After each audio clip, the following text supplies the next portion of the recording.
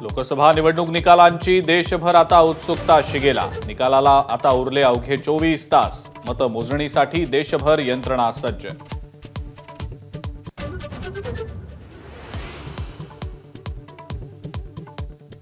मतमोजणीसाठी strong रूममधून काढल्या जाणाऱ्या ईव्हीएम्स बदलल्या जाण्याची काँग्रेसला शंका। स्ट्रॉंग रूमवर नजर ठेवण्याची काँग्रेस नेतृत्वाची कार्यकर्त्यांना सूचना।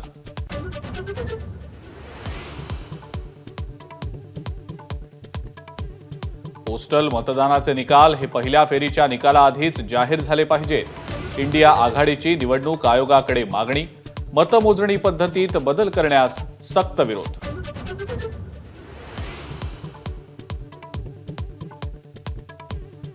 रेल्वेच्या मेगा ब्लॉकमध्ये बेस्ट बसची जम्बो कमाई। 31 मे आणि 1 जून या 2 दिवसात 5 कोटींहून अधिकचा गल्ला।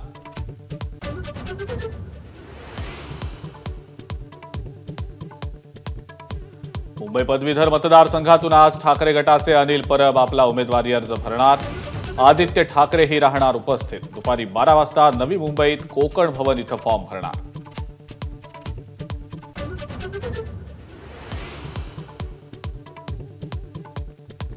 एनडीएमध्ये येण्यासाठी उद्धव ठाकरेंची मोदींना भेटण्याची इच्छा। भेटीसाठी अनेकांना मेसेजेस। दीपक केसरकर यांचा खळबळजनक दावा।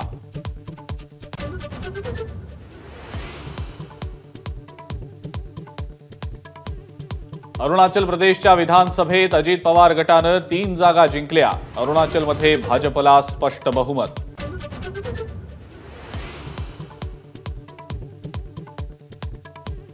अजित पवारांची राष्ट्रवादी राष्ट्रीय पक्षाच्या मान्यतेसाठी याचिका दाखल करण्याची शक्यता।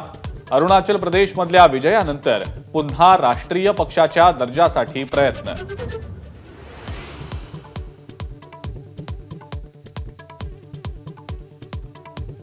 सलमान खानची हत्या करण्याचा आणखी एक कट उघड। लॉरेन्स बिश्नोई गँगच्या जॉनी वाल्मिकीला हरियाणातनं अटक। नवी मुंबई पोलिसांची कामगिरी।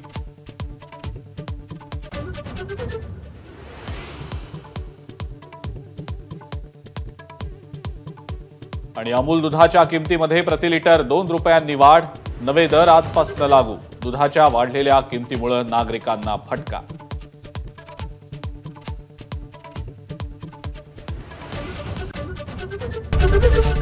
एबीपी माझा, उघडा डोळे बघा नीट।